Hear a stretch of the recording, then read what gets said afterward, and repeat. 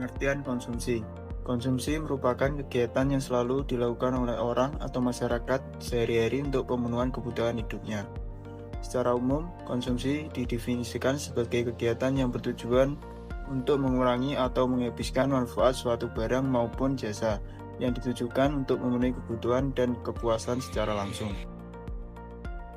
Teori konsumsi dari beberapa ahli ekonomi. Yang pertama, J.M. Keynes dan fungsi konsumsi.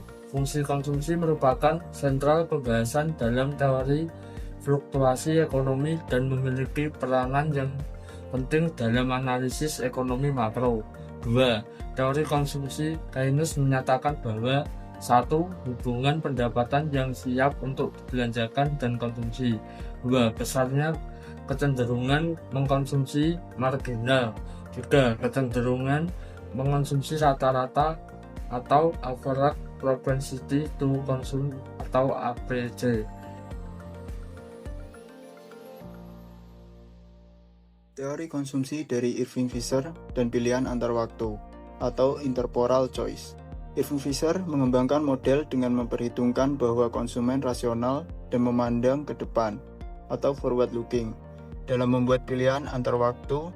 Intertemporal choice yaitu pilihan yang meliputi periode waktu yang berbeda. Teori Irving Fisher, Y1 sama dengan C1 tambah S1, C2 sama dengan Y2 tambah 1R kali S1, C2 sama dengan Y2 tambah 1 tambah R kali Y1 kurangi C1.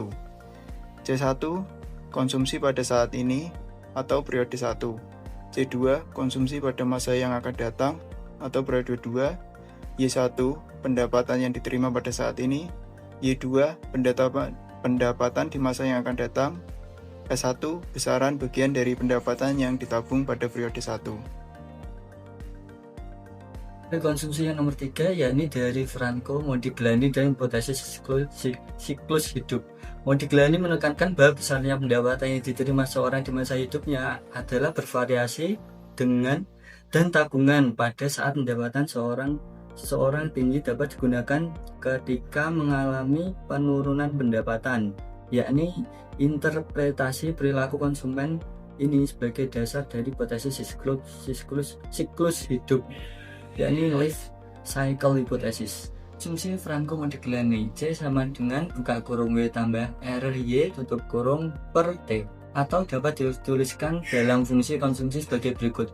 C sama dengan 1 per T tutup kurung W tambah buka kurung R per T tutup kurung Y.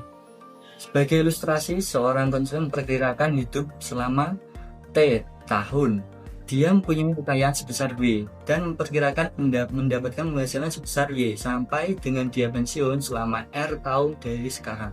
Sumber daya yang dimiliki konsumen semasa hidupnya adalah sebesar kekayaan yang dimiliki di awal, yaitu W, ditambah dengan pendapatan yang diterima selama masa hidupnya, yaitu R kali W. Untuk teori yang nomor 4, yakni dari Milton Friedman dan hipotesis pendapatan permanen.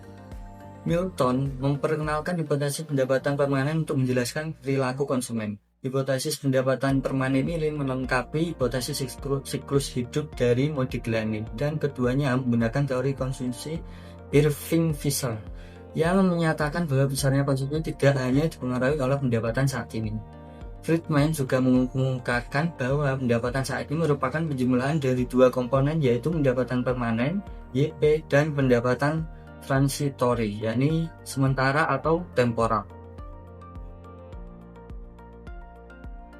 Teori konsumsi yang kelima, Robert Hall dan hipotensi random walk.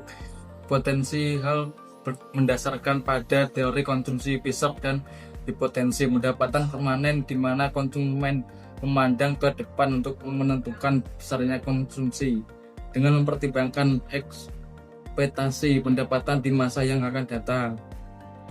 Hal menambahkan asumsi ekspektasi rational expectation, yang mana orang akan menggunakan semua informasi yang ada untuk meramalkan besaran variabel di masa yang akan datang, termasuk pendapatan. Teori konsumsi yang keenam, David Lipson dan dorongan gratifikasi tertunda. Studi yang dilakukan oleh David Lipson memasukkan pertimbangan dari kondisi psikologi konsumen. Menurutnya, besarnya tabungan yang tidak memadai ini terkait dengan fenomena lainnya. Dorongan gratifikasi tertunda, instant gratification. Labian menyimpulkan bahwa efek psikologi adalah penting untuk memahami perilaku konsumen secara khusus karena orang mempunyai keinginan kuat untuk gratifikasi yang tertunda. Mereka mungkin menunjukkan perilaku yang tidak konsisten terhadap waktu dan mungkin menentukan besarnya tabungan lebih sedikit banding yang mereka inginkan.